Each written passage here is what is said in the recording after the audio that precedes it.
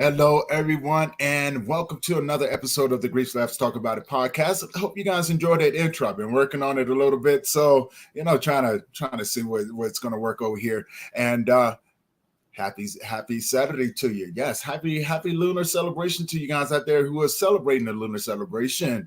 And before we get started, I just want to let you know that this is for educational purposes only. And if this is your first time tuning in, do me a favor, head over to that YouTube channel, hit that subscribe button, hit that bell notification so you be notified every time we drop a new episode.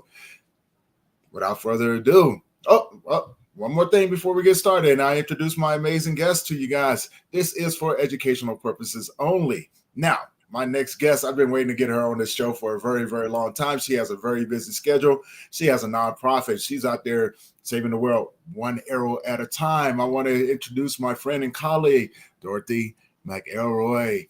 Dorothy, how you doing today, friend? I am good. How are you doing, Tony? I am doing amazing. I'm glad now that I got you on the show, We've been trying to chase each other down. It's finally that we caught each other. Thank you so much for right? having me here. So before we get started, introduce yourself, tell people where you're from. All right, my name is Dorothy McElroy. I am residing in Wisconsin, over in between Green Bay and Milwaukee. So Okay. kind of centralized a little bit. And I am a grief, I don't know, I'm not going to say promoter, but sometimes that's what we have to do, right? To help each other This is get through true. things. What This were is you going to very say? true. Oh no, I said this is very true. We are promoting, grief advocacy, right? Right. We're out there trying to heal people, get them the tools and resources that they need in order to start the path of healing. Right, and sometimes you're kind of thrust into that. I have come from a background where had a lot of loss at early ages. Um, I had my parents were divorced when I was very young, 3 or 4, I believe, and then my mom passed away when I was 18, and then I became a caregiver for my grandmother, helping her, and then she passed away 3 years later. My sister passed away about 10, 15 years after that. And then my husband passed away. It'll be 11 years in March. So sometimes you are put into a position where you need to take a second look at yourself and say, okay, why am I here? Consider everything that the universe has given to me. How can I make this part of the plan? How can I make this part of a journey that would be where I can lay the paths out instead of somebody else controlling the twists and the turns of it. I've lost a lot of good friends along the way. I've helped a lot of people early on deal with the losses that they've had. And as you know, Tony, grief is not just about death. It's the loss of something or anything. Yeah. Divorce, it can be addiction, it can be mental illness, somebody in foster care, kids who have parents who are incarcerated or in rehab. There's just a lot of variances to it. That's very true. As we both know, grief shows up when it needs to show up, right? And it shows up when you least expect it as well. And it wears so many different faces, man. And it's sometimes you just have to sit with it and see what sort of mask he's wearing, right? Now, I want to talk about your journey. Who was Dorothy, before all of this happened, right? The sort of life that you lived, because we always have the before, the during, and then the after, right? You know what I'm saying? We have those different versions of ourselves. So who was Dorothy before all of these things happened? That's a really good question. Dorothy was a individual who she loved sports. So she played and coached softball, basketball, volleyball, tennis, whatever it was. Hard worker. I always wrote. I was always a writer. Writing in sports was really how I dealt with everything that I was going through. Mm-hmm. And I was and still am, I'm a dreamer. So if somebody tells me no, I'll just kind of turn around and give them a little smirk and say, "Oh, okay, watch me. I'm gonna not. I'm gonna figure out a way to do it. Um, I may not make a lot of money on doing it, but I'm gonna figure out a way to do it. You know, it's it's the dreamers that kind of rule the world. If This is people true. hadn't thought that they could make electricity, they could make a car, they could um, do grief differently, like we're all trying to do, how do we get to where we are? You know, Yeah. I've always been that little gypsy soul.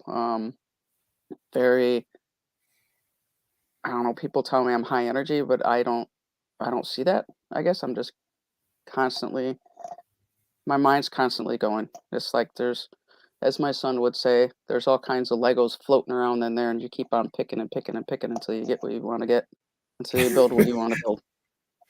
I love that. I love that he used the analogy of Legos, right? Because I mean, I think that's so cool because when we think about Legos, you can always take them apart and put them back together. I mean, I definitely can relate to that on so many levels. You've been a part of some of my Lego building. Well, thank you. Well, yeah, I mean the conference, the Global Grief Conference. Now you're part of the podcast, so you've been a part. We've known each other for quite some time now. A couple years, and We have. so yeah, you've seen my Lego building where it's like, oh, trying to put it all together, and also a program that we're putting together at this moment. I don't want to give too much about it, but it's going to be very beneficial for those who are looking to do good work in the field of grief. You know, we got some amazing things coming, but let's talk about who you became during the losses because you've suffered so many, right? Your mother, your sister, and so many friends, things like that. How did that change who you were during those processes? Because every loss, every relationship that we have um, serves a different purpose in our life. Yep, you're very right in that respect. Uh, I'd like to think that I have evolved with every loss that I've experienced. You grow a little bit more Hmm. because death gives us that, um, or loss gives us that innate ability to look at what our lives have been. Um, and if my mom hadn't um, had died so young, I don't think I would have realized how precious time was. Mm. You're 18, you think you've got the world, you know, like Charlie Chaplin playing Adolf Hitler in the movie. You think you've got the world on your finger and you're able to bounce it and control it and do this and that and then something, death comes out of nowhere and slaps you in the face and says, "Ah, guess what? You don't have that world by the hand anymore. I have it, and I'm gonna make you change your perspective on everything that you just realized." Um, Excuse me. And it is. I've grown as a person, but I've also grown with every loss that you have, or at least that I have. I've grown more empathetic. Hmm. My eyes have been opened up a little bit more. I Again, you just realize um, how precious time is, and what life is. It's not a dress rehearsal. You only have one shot at this, Yeah. and every day is something different.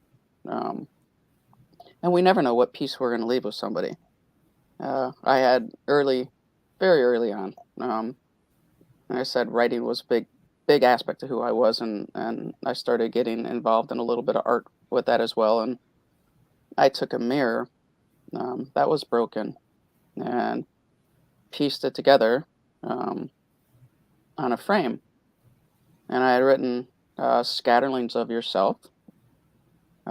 You leave pieces of yourself with somebody every day.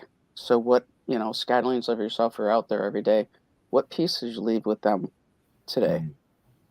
Because if somebody were to come to me and I'm having a very, I say, inside day, and I've got a lot of thoughts going on, and I've got a lot of balls in the air, and I'm trying to figure out which one I need or Lego pieces, and which Lego piece do I take today? Um, I may not have paid attention to that person who really needed something. Maybe I didn't hold the door open when I should have. Maybe I didn't smile at that person who looked like they were down. So I really try to bring into perspective, the world doesn't evolve around Dorothy, and there's so much going on in the world today that even that one little smile, even that one little, hey, let me get that door for you, or do you need help with that? Can I take the cart back?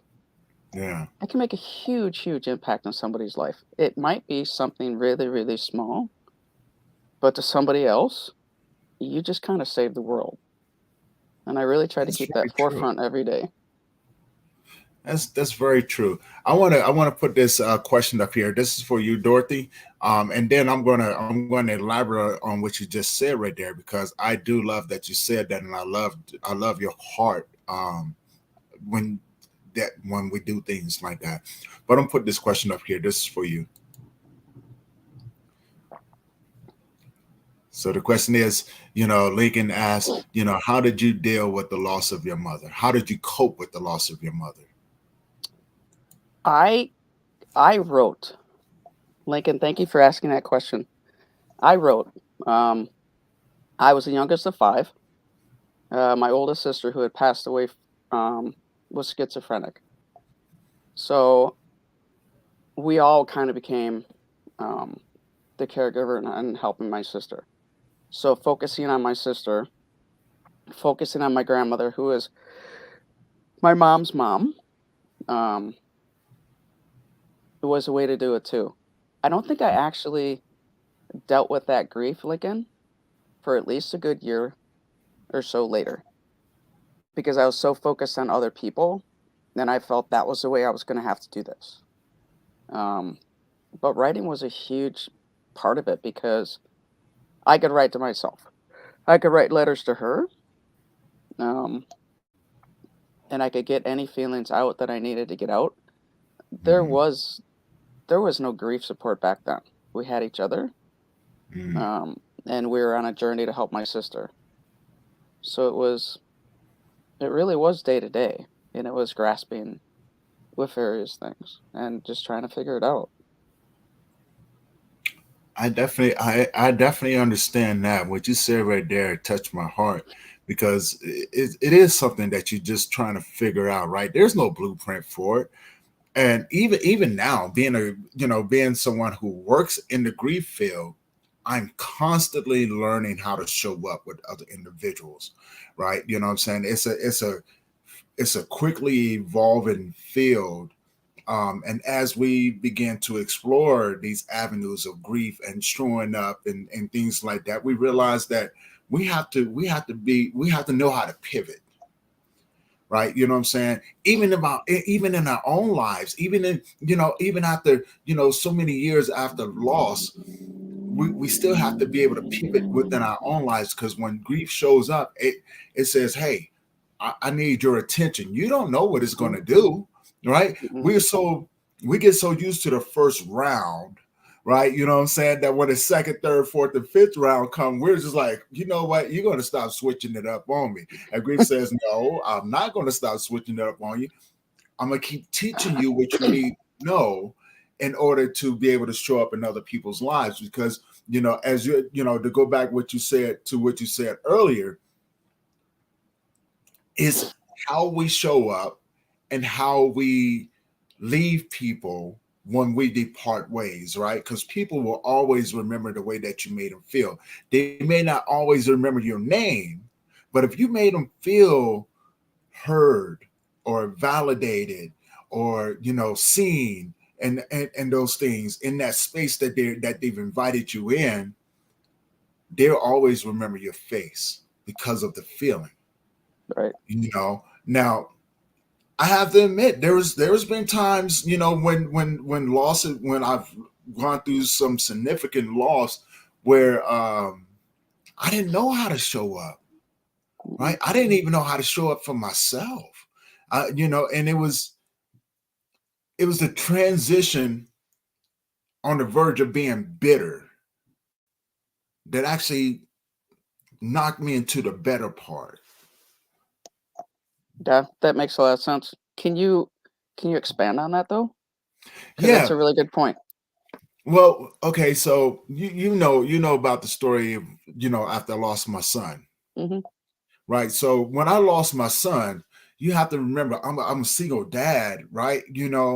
And I didn't want nothing to do with anyone. All those people that was around me and things like that, friends who had kids that my son was friends with, it was a sense of, I'm not gonna say jealousy, but there was a sense of anger because they still had their kids and my son wasn't there to grow up with them, or it was a sense of envy because they were still parents, and I was just on the verge of saying, you know what, I screw that, man. You know what I'm saying? I don't want to be around you and your family.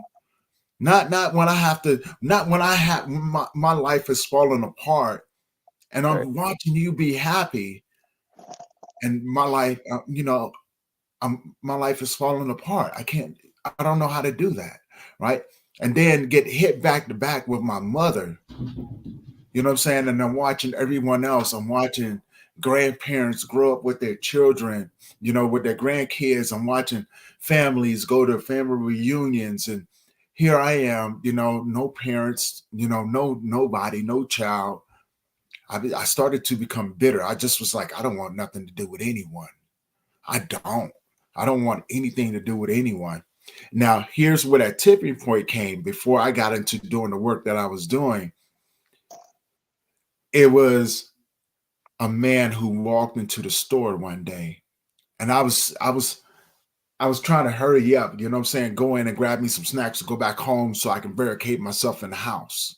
You know what I'm saying? I'm not trying to be out there. And it was the gentleman who came in, and when he locked eyes with me, he beelined towards me.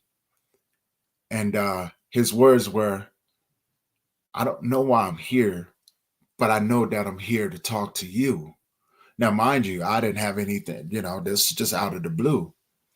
And when he got to talking, I just knew to shut up, right? You know what I'm saying? I was like, oh my God, because I don't know this man from Adam. Now we in the middle of a store surrounded by people.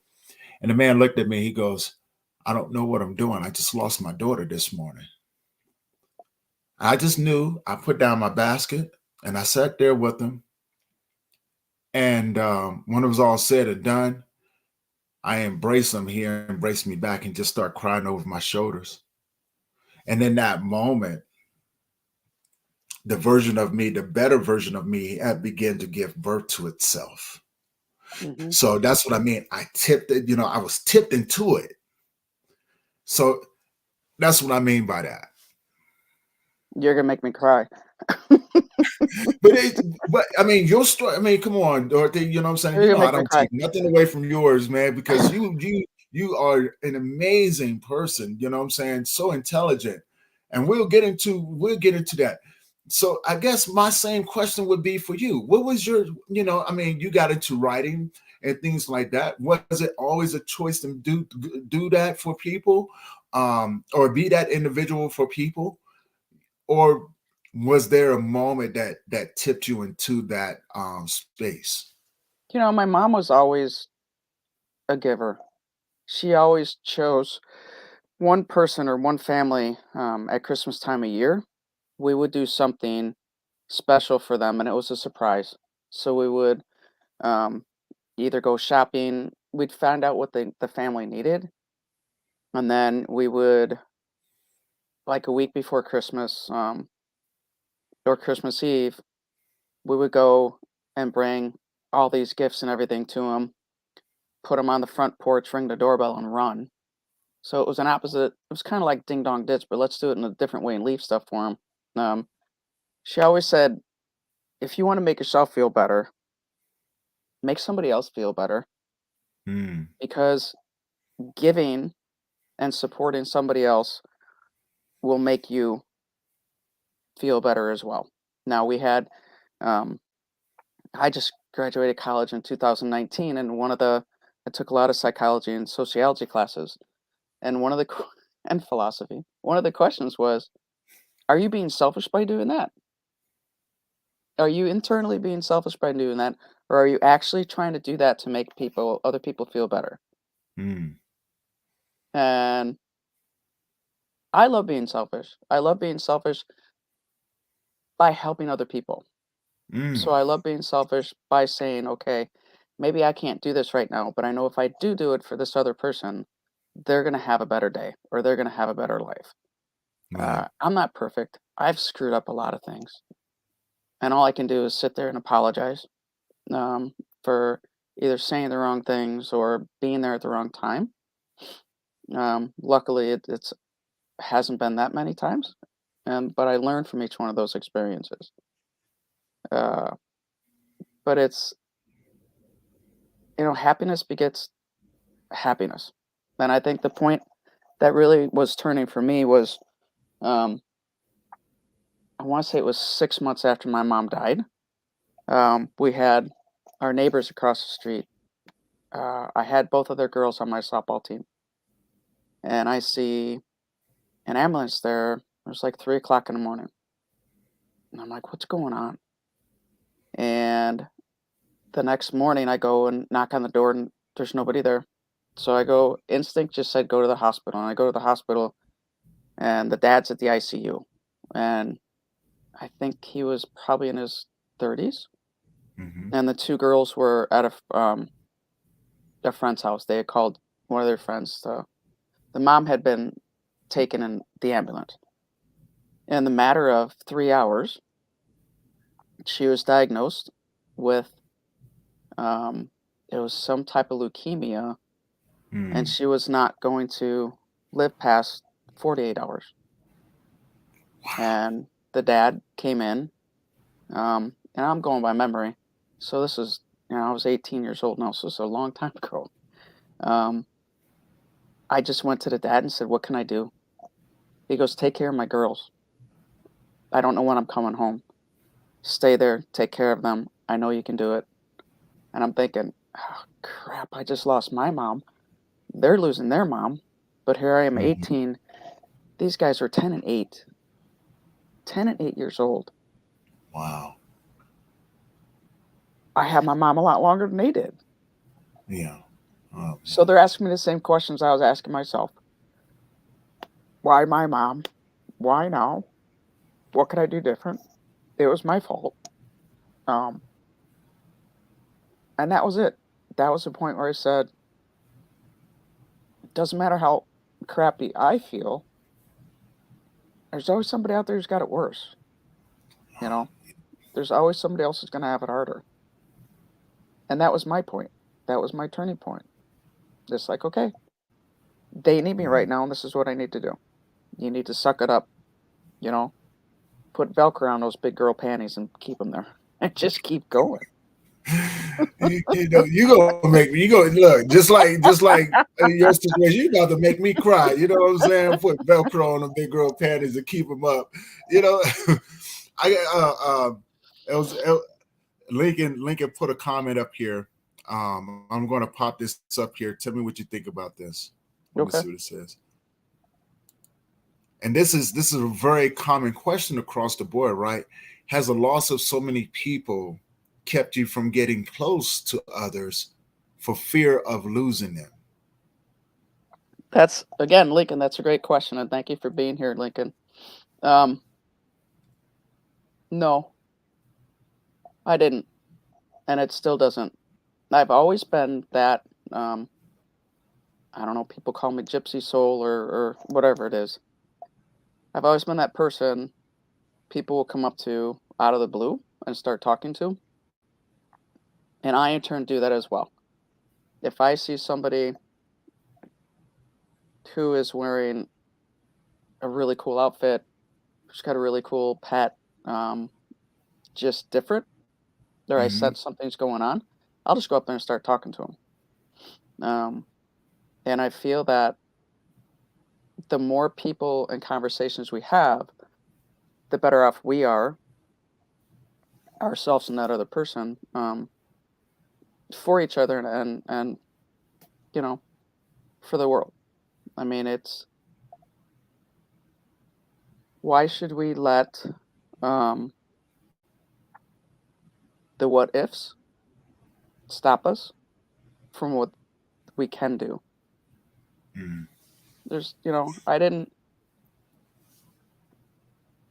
I knew, um, we didn't know that my husband was ill, um, and he was a lot older than I was, but I didn't stop that from saying, okay, excuse me, maybe I shouldn't do this because he's so much older than me. What if he goes first? Maybe Right. we shouldn't have a kid because this is going to happen. We can't let the, it's better to try than not try at all. Or the old analogy, the Garth Brooks song. Hmm. Excuse me, it's better to, have the dance than not dance at all.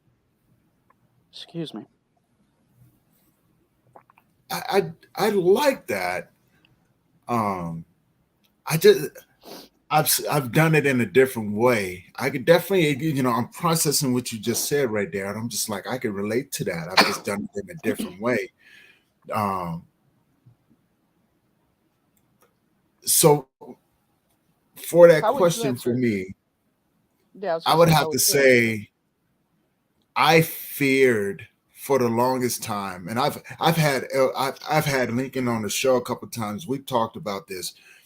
Primarily, we have a very similar background. That's my brother from another mother. Lincoln, thank you again for tuning in and for the comments and everything. Keep them coming. Anybody, if you have questions or comments, put them in the comment section.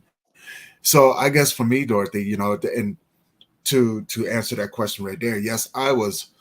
I think being in the gangs, um, although you're around people that you may know, and in some cases, very few, you may have a personal relationship with those individuals. Very seldom, though, because I was always taught don't get close to those individuals because tomorrow is not promised to any one of us. And so when the reality of it came, I would be with a friend one night or so-called homie one night, and the next morning you find out that he was killed. And when you have multiple times like that, here today, gone tomorrow type thing, um, it kind of gets you to a point to where what I begin to ask myself, what's the point? What is the point of me getting close to someone when and I don't see the benefit in it? Relationships, right? Very closed off in that aspect, trust issues.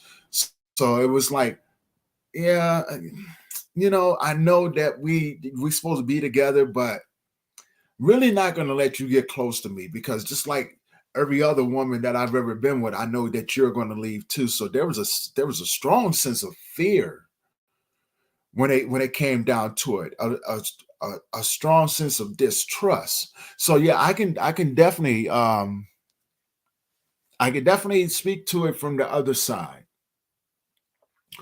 And that comes, now I look back on my life, and yes, there's still a sense of fear that comes along with it. The thing is now is that I don't allow that fear from helping me develop those relationships because I want to, like yourself, I want to share my human experience with them now, right? In this world. Tell me what you think about that. It's You're absolutely right, and I'm listening to trust versus getting into a relationship with somebody else. And I guess I break it down to individual perchance meetings versus long-term relationships. Hmm. Trust is hard. trust for me is something that needs to be earned, but that I need to earn it for other people as well. Hmm. We both have to be able to trust each other in order to work together, not necessarily have a good time together, meaning let's go to the movies. I don't have to trust you to go to the movies, but if we are going to, we're in a scenario, I need to be able to know that you're going to ask the right questions to help me evolve and help other people and not set me up to make me look like, look what she's doing.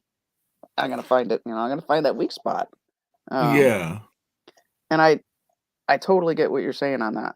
And the whole time I'm thinking about that and listening to you, I'm thinking back to the caregiver support group I ran a couple years ago for the Alzheimer's Association for Wisconsin.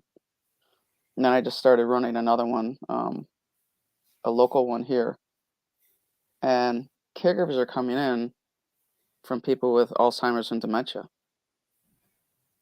They lose that person every single day. Yeah. They can't have the trust that they had in them at one point in time because you don't know if it's going to be a good day and they remember their name, Mm. or if it's going to be one of the days where they're just they're lost in their own fog, you know. That's for some reason that jumped to me when you were talking about trust. And it's just Yeah. it's a hard concept sometimes it's a hard concept to connect to. I love that you use that because I don't think a lot of people really think about, the caregivers of Alzheimer's patients or dementia, things like that. And before, big shout out to Bessie Wurzel out there. She's a huge advocate in that area. So it kind of made me think about her because this is what she does on a daily basis, right? And she lost her husband to dementia, you know, and so she talks about it. Beautiful person. So when you said that, I was like, man, like how does one pivot through that area of consistent grief, right? Because you hear the stories. I've only been around one individual who passed away from Alzheimer's, and I know what his family went through, but me personally, I couldn't speak to it from a place of deeper understanding. Mhm. I can just speak to it from a secondary look, and I watch, my good friend, may he rest in peace as well. He used to always be like, man, my father, he's having a good day today, or he's having a good morning right now. And then I would see him later on in that afternoon, and he would go, he doesn't know me. So it made me think, and it's still making me think, how does one pivot through that consistent grief on a day-to-day basis or a moment-to-moment basis? Can you elaborate on that? I can, and hopefully you can't hear the arrow in the background barking. No, no, you're That way. fine. Um, it's hard. I looked at when my sister passed away. Mhm. Um, she was 10 years older than I was, and when she went through her, I'm going to call it metamorphosis, of mental illness, my other four siblings or three siblings knew my sister as she was prior to her going through this. Yeah, Um, and I've always known my sister just the way that she was. She was mentally ill. This is just it's a given, and she taught me so much, having gone through that journey with her. But when she died, they lost her twice. They lost her when she transformed, and they lost her again when she died. And that's what happens when you have people going through what they're going through. And it is dementia and Alzheimer's is very, very, it's hard because you can see the original signs of it. And I'm not an expert by any way. I've had experience with friends myself, and you just have to remember to don't ask a lot of questions, because they're going to have to ask the person next to them, well, how was that vacation? How's your vacation? How was Mexico? I think it was good. But you have to look to your spouse and say, did we have a good time? And it's hard to watch. And my heart goes out to the people that are going through that with Mm-hmm. their person. And you're losing them, a little bit of them, every single day. So that by the time you do have a loss or a death, you're losing them maybe the millionth time. But in reality, the second time. It takes away pieces of themselves and of you every day. There's a couple of drawings that are out floating around social media that have been for a while, and it shows a father pushing a child. One of them is a father pushing a child on a swing, and it shows a bunch of holes and missing pieces in the father, and then you see those pieces inside the son. And another one is where a little girl is climbing a ladder, and you see the father missing slats of himself, and he's building the ladder for her out of himself. And that's what, to me, that's what spouses and caregivers and kids and grandkids or whoever it is, that's what they're doing to help those people, because they have to constantly remind them, and they're going to have to constantly take, not necessarily, but most of the time, pieces of themselves out to fill in those voids that the other person forgot. Does that make sense?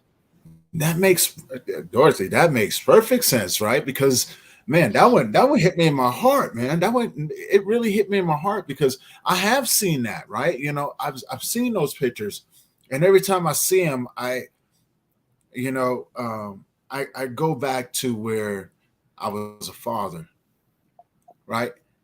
We don't want our children to see us struggle, so we do what we can to make sure that they're taken care of. You know what I'm saying? Food, water, clothing, et cetera, the life that they want. We make the sacrifices. We take pieces of ourselves and then to make sure that their lives are better, right? Because they didn't ask to get put here. And so it's our job to make sure that they're taken care of. So I can definitely relate to taking pieces of yourself and putting it into the life that you want your child to have, the protection, the provision, everything, the happiness, right? You know what I'm saying? I would sacrifice my happiness and my joy to make sure that my child is happy. That way, as he got older, I didn't want him to have to look back on life and have any sort of regrets. I wanted him to enjoy every aspect of it, right? Even with the people that came into my life, I took pieces of myself and to make sure that they were taken care of, and it goes back to the normal thing about grief, right? Especially when it comes down to the griever, we're caregivers. We become caregivers of those that are around us, and we neglect ourselves. So I guess that analogy can go in so many different directions when you actually think about it, right? We could take pieces of ourselves to help others build their life so they're more comfortable about what we're going through. But also, like what you said earlier, about being selfish, right? You know what I'm saying? Because when you do these things, a lot of people, I was asked that one time before too. They was like, what's the most selfish thing that you've ever done? I said, serve other people. Mm-hmm. And they looked at me. It was like, what do you mean? I said, Well, let me explain, right? It's not what you think it is. I serve other people because it makes me feel good. Yeah. Yeah. Yep. Which is, yep. That's it. I like being selfish because it makes me feel good. It makes me happy to be able to do that for somebody. Um, Yeah. and the other part of something, and I don't know if you see, if you think about it this way or not, but I think of it as somebody who has died before us. I feel like we are grief keepers because in order to keep their memory alive, we're keeping our grief alive. That's Mm. not necessarily a bad thing. Um, we actually have a letter writing program we started a few years ago called Grief Keepers, and people can write um, to us at uh, a PO box and just write it out. If you don't feel like talking, if you don't feel like um, sharing whatever you're going through, but you need to get it out and validated, um, they mail it to us. Uh, and we kind of, all of us have that little innate ability to be grief keepers because Mm. the same things, that's the first thing I tell some, we talk about at death cafes that I do or grief groups is, why does it hurt so much? Well, because you love so much. You love that Mm. hard. Would you rather not love somebody and not have that feeling? Or would you have that feeling now that you're having, even though it's a devastating feeling? Because those same memories that bring you tears right now are going to be, the building blocks later that's going to give you that happy feeling of the memories that you had prior to that. How do we know we're going to be happy if we haven't gone through something bad? The intensity of that feeling wouldn't be that way if we hadn't experienced something else. Mm. Um, and I'm working on a couple articles that one is, grief doesn't have an expiration date. How many times, I don't know, Tony, if you've ever been asked this, but I've been asked this in regards to my son. Well, it's been 10 years. Isn't he over it yet? And Ooh. I just look at that person and I'm like, that's a good question, but I prefer not to answer that one. Thank you. Ooh. Or Ooh. Mm, mm, mm. haven't you graduated from your grief yet? Haven't you gone different levels or this? And I'm like, well, do you really ever graduate from your grief? Grief doesn't have an expiration date. And I don't know Mm. if I want to graduate from it because it made me the person that I am today. Right. It gave me the building blocks. It gave me the foundations. It gave me the little itty bitty pieces that form who Dorothy is, whether it's good or bad. Uh, it sucks going through it.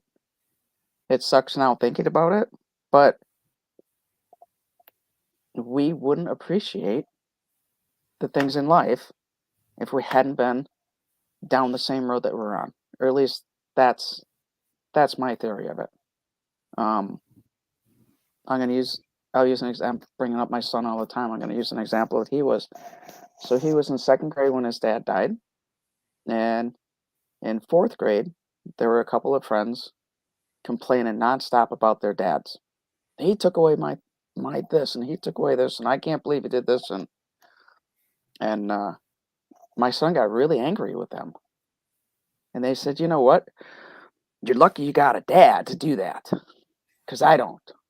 And then he walked away. Mm. And he told me about it later. He said, am I going to get in trouble? And I said, no, you're not going to get in trouble. You told the truth.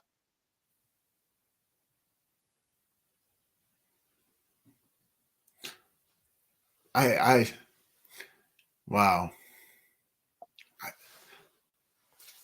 I can relate to that. And when you said it, my heart dropped because I was like, man, I got outside of myself for a second there. So forgive me, when you No, no, that's said fine. that. I was like, man, like if only people understood like what that, how much of a punch that feels like. You should be, crazy part about it is I was told the same thing when I lost my son by someone. They were like, it's been 6 months. You should be over it by now. 6 months. I think I made a point, made a decision in that moment when I looked at that individual. I said, you know what? I don't I don't want to be around you anymore. Yeah. And I walked away and I learned how to set boundaries. Like I'm not gonna let people talk to me this way. Now, in doing that, I also learned something very, very valuable, right? Um, and it comes with the territory. Just because we've experienced something doesn't mean that the next person experienced it. Until they do, they'll never understand how to speak to someone who's gone through it, right? You know, and and and what I mean by that, it would be hard for me to explain what it's like to lose your parents or lose your brother or lose your child to someone. So, say for instance, it would be hard for me to explain what it's like to lose my child to someone who's lost their parents. Hmm. You know what I'm saying? And vice versa across the board. And I think that's what makes the journey so unique because it teaches us how to talk, how to speak from experience. So I guess that's when I learned not to take things personal. Like it's not Right. personal. I get I'm understanding where you're coming from. I may not get it totally because I could take what you said so personally, but then I look at the situation and go, well, that person don't know. He or she has never experienced this before. You know, I can't get upset with this person because they don't they don't know what it's like, right? You know what I'm saying, to walk in my shoes. And so there comes a lot of forgiveness for each other, right? You know what I'm saying? Me forgiving them, but also forgiving myself for taking it personal if I did ever take it personal. But also having grace and patience with the individuals who said it, and just kind of like a duck, you know what I'm saying? I let it roll off my shoulders and everything, and I turn around and I go, yeah, you know what? I understand where you're coming from, and I'm really good at maneuvering around a conversation around it, because for one, I don't want to put someone in a situation to where the conversation can be one sided, right? So instead of talking about you know the losses and things like that, I share the memories. Yeah, man. I remember when I remember when my son was 4 years old. We was over here climbing a tree and things like that. Something that they could probably relate to, not from a father standpoint, but maybe from a brother's or a cousin or an uncle, you know, with a child, or maybe a childhood memory. You know what I'm saying? Maybe they remember doing something like that when they were a child, right? So it kind of helps me pivot and have the conversation, because then from there I can kind of put in those deep moments to help that other individual understanding what they're saying, instead of saying, no, you don't get to say that to me. It's having compassion for the conversation. Yeah. Yeah. Exactly. That's exactly what it is, and it's you know as well as I do, and everyone else out there who's involved with grief work. It's um, every journey is individual. Hmm. We're not in the same boat. We're all in the same water, but we're not in the same boat. Some of Right. us are in speedboats, some of us are in sailboats, some of us are in kayaks. Doesn't Everyone's doing it differently, and that's the way it should be. Mm. I was I was told by somebody who I had known for a few years. I said, "Are you ever happy?" I'm like, "Yeah, I'm happy all the time." Well, you look so serious all the time. I'm like, well, it's hard to explain to them those little Lego, those thousands of Lego pieces floating around in there. That it's just like because I've always got something going in my head that I need to do. It's a good reminder to be present. Be here now. Uh, Very true. be here now. And that it goes back to that scatterlings. What pieces did you leave with that person today? And I'm like, okay, so I need to be a little bit more happy-go-lucky or this and that, but it's not. Like it's what you do is it's very sad, and you shouldn't. How can you do it? I'm like, well, and I'll ask you this. I had given a workshop on how to have a good death. If I were to Mm. ask you, Tony, the first thing that pops to your mind, how would you have a good death? What would that mean to you? Not to take over My your answer show, would but be, yeah, no, no, I've thought about it because like yourself, I do death cafes, right? So it's right, something, if I'm going to ask the questions and have the conversations about death, dying, and grief and having a plan and what does that look like, of course, I had to put myself in a situation and ask myself that same question. And, right, and so it was something that I've always kept to myself. Just recently, I started talking about it and because I was asked that question as well. So thank you for that. So to elaborate a little bit, a good death for me, um, I don't want to be surrounded by my family. I don't want to be surrounded by my friends. You know, I want to I want to pass away under the tree that I plant for my son. I still have my son's ashes. And I want to mhm, plant a tree over top of his ashes because, for one, my son passed away when he was very, very young. mhm, And so I never got the chance to see him grow up, and he never got the chance to grow up in this world and experience life in its totality. Right? He experienced it. Trust me, he had a great human experience while he was here, and I wanted to make sure that he did. Although I didn't understand, I didn't understand. So now for me, a good death would be sitting underneath that tree, looking over the horizon, either sunset during the day, whatever time I need to go. I want to be sitting underneath that tree, having a conversation with him, telling him of all the things that I'm going to do when I see him again. that's And when I beautiful. take my last breath, That's that's where I absolutely want to beautiful. be. Yeah, that's where I want to be, right? And a lot of people get offended when I tell them this. Like, no, I don't want you around. Mhm, It's nothing personal. It's really nothing personal. But I want my last moments to be spent talking with my son and having a conversation with him, letting him know how much I've missed him and mhm, how excited I am to see him soon. yeah, So for me, that's a beautiful death. that is beautiful, and thank you for sharing that. Well, you're welcome. I gotta go. Let's talk before we wrap up. Let's talk about the work Mhm, that you do, because people think I mean think of if people thought I was playing in the beginning. Say you're out there saving the world one arrow at a time. Let's talk about your organization, um, and the work that your organization does. okay. So Worldwide Dragon Shooting Day was a little bit of history and background on there. Was my husband was an artist for TSR who owned and started Dungeons and Dragons.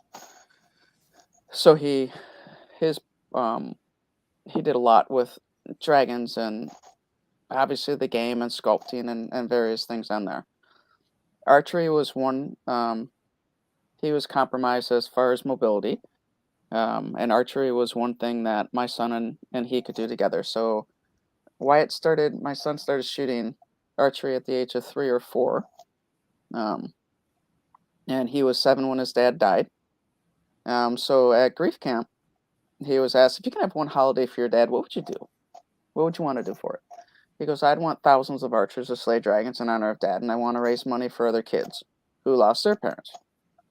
And he Mm. shared this at grief camp, and the other kids looked and said, "That's really cool, but it's a dream, and why is that gonna come true? You know, our parents died, so we we want our parents back too, but we're never gonna have them back, so that'll never happen." So when Wyatt told me about that when I picked him up, again, somebody tells me no, I just say, "Watch me." Um, we went to the archery club that we belong to, and I explained the situation. I said, "We want to have, his 1 year anniversary. We want to have a dragon shoot, and I want to make it happen." And they said, "Go for it." Now I can go backwards a little bit. A week after my husband died, I needed to get my son out of the house. We needed to do something. Then we went to an open public shoot at an archery club, which means anybody can go. And my son had his bow. I had my husband's bow, and I had never held a bow before. Didn't know if I could draw it back. Didn't know how I could aim it. Just went on. What the hell? Let's go do it.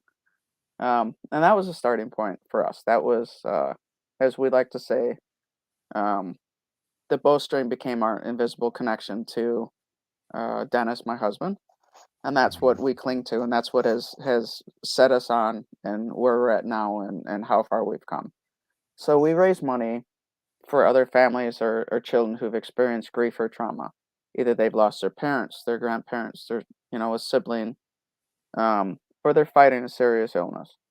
And we've had dragon shoots in almost 70 countries and 40 states in the United States. We've raised close to $100,000 just before we became a nonprofit. Mhm. And now our motto is we, impact the world one arrow at a time. Because every time we shoot an arrow, we're whittling away our grief. And we've Mm. that's processed into something new that I'm doing. Um, I was always helping people with grief, and I teach grief therapy through archery. So kids have the innate ability to hold on to the idea of death as it's not really, it's a sad thing, but it can also be something happy that we're willing to work on, and let's make that person's death kind of like a not a fun thing either, but it doesn't have to be as sad and serious as the adults make it to be. They Right. take things differently. They take things gradually, and um, so we have evolved also into focused path peer support, which I can go beyond. I'm trained as a certified by the state as a peer support now, as well as a grief support specialist, um, and still an end of life doula. So Focus Path is also going to be working hand in hand with Worldwide Dragon Shooting Day. We're kind of redesigning how we are doing things with that. My son is at Mhm. an age right now. Um, he's 18. He's in college. He's going to nursing school. He's working at a hospital now as a CNA, and he has his own journey he wants to go on to now. So he is stepping back as one of the uh, founders. So we are still continuing going forward with what we're doing. Um, we have our 10-year anniversary coming up this year, so we're Mhm. really trying to push hard and make that 10-year an eventful, uh, a great year, and just trying to make that major push. Um, I love that. but we wouldn't be where we're at without the people that believed in us, without the archery world itself believing in us, and without you and everyone out there saying that one little boy's dream was able to help so many different people. Again, Yeah. it's the dreamers of the world, it's the misfits of the world, it's the people that make it the way that it is, like you. You do amazing work. I appreciate that, I really do. But you guys help me make it possible because you guys help me build a community of individuals just like ourselves, of people who want to make an impact in this world. And I think when I can get up and have conversations with Dorothy and so many other amazing people, it just reminds me that the work that we do and how fulfilling and how purposeful it is. And so, yeah, I'm just like you. I got a bunch of Legos up here, and I'm constantly like, hey, let's put this together, right? And we build beautiful things behind that. But I'm going to take a step back because this is all about you and the work that you do, and I want to honor that. So, Thank you. in part of honoring that, how can people get a hold of you? So we can be reached at www.dsdnow@gmail.com. We have Worldwide Dragon Shooting Day is on Facebook, LinkedIn, and also Instagram. Focus Path Peer Support is just so brand new that I'm just starting to get social media sites for it. Hmm. Um, but we can be uh, emailed there is focuspathps@gmail.com as well. But go to our website is worldwidedragonshootingday.com and go there for merchandise, sponsorships, really whatever questions, whatever our whole history and story is there. And if there's any way that we can be of help to somebody out there, please let us know because that's what we're here for. Yes, yes, And yes. thank you so much, Tony, for this opportunity and for everyone who attended or listened to this and believing in a 7-year-old's dream that they can make a difference with the bow and arrow and a dragon. Everyone has a dragon to slay. Everyone's on their own different journey, but eventually we can all, throw arrows at the same target. I love that. Dorothy, again, thank you for this. Has been a long time coming, right? And we finally everything kind of aligned to get us in here, and it was everything that I thought it was going to be. The conversation. I've always loved having conversations with you and about the work that you do and things like that. We got so much more coming. So again, thank you for being on the show. Thank you for having such an amazing conversation with me. Got plenty, many more to go. So you guys, if you haven't already, go check her out. And go look at the work that her organization is doing. Such a beautiful thing. And with that being said, for everyone who's tuned in, left a comment. Thank you very, very much for that. We got many more coming. So, as always, I appreciate you guys tuning in. And if you haven't already, and you made it all the way to the end of this, and you enjoyed the conversation, do me a favor. Head over to the YouTube channel, hit that subscribe button, hit that bell notification so you be notified every time we drop a new episode. Most importantly, if you know anyone who can benefit from the conversations that we have, please share it with them because we're out here. We just want to help give people the tools and the resources that they need and start healing and going along the path. But also, we want to connect them with individuals who can walk with them and give them the strength that they need so they can start healing. Now, with that being said, this is going to conclude another episode of the Grief Let's Talk About It podcast. I am Tony, your host. And until next time, we love you. Thank you for your support. Peace.